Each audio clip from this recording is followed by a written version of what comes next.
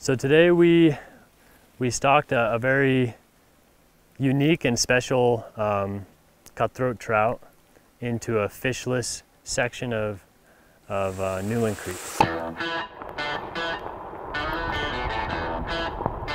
Look at them go. Cool, right? Absolutely. Here's how it went down. These fish are from eggs that we spawned this spring. Raised in a hatchery for this exact reason, to be redispersed into the Colorado environment.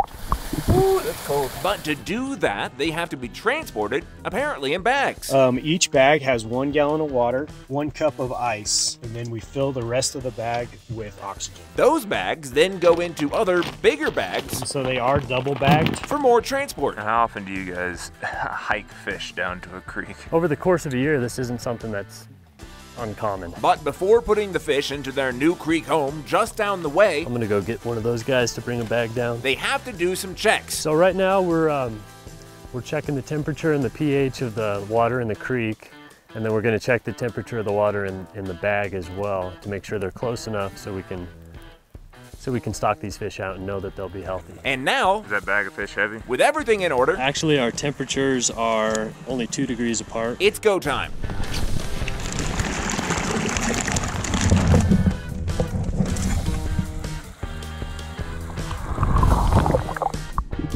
But that's just the first scoop, just a couple dozen out of about 900. But they can't all go in at the same place. We're gonna work our way up along the creek, just stocking a few fish at a time. So it's time to hike. All right, I'll follow you.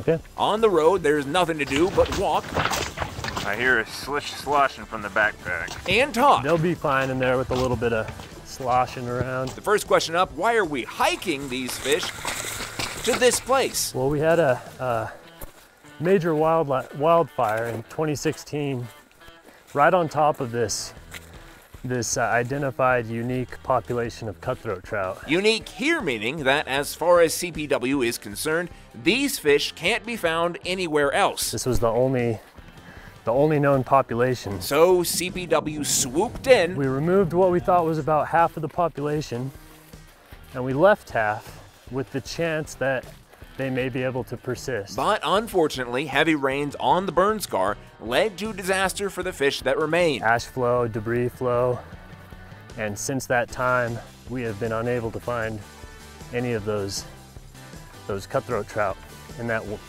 one population that we knew about. So these and those in the hatchery are it. Absolutely. And this We're gonna beat it over these trees over here. is the first stop. A little bit of off-roading. More of a fish adventure now. A little more exciting. All right, time to unpack our bag, empty that bucket, and let our first fish friends go. Alrighty, good habitat, good area for these guys to spread out. Back on the road, Looking for more good pool habitat like that. time to find out some goals. The goal today is to finish the shoot without getting completely soaked. I'm not doing well. The goal right now is to get these fish out into maybe 3 or 5 different stream systems. And this is the first stream system to be populated. And the why of here and now can be explained by wanting to spread these trout out. In the event of any catastrophic natural event like a wildfire or flood, if we lose one of those populations, we haven't lost the unique genetics as a whole. Time for the next stop. Oh, sacrifice the wetness of the pants. I'm already soaked.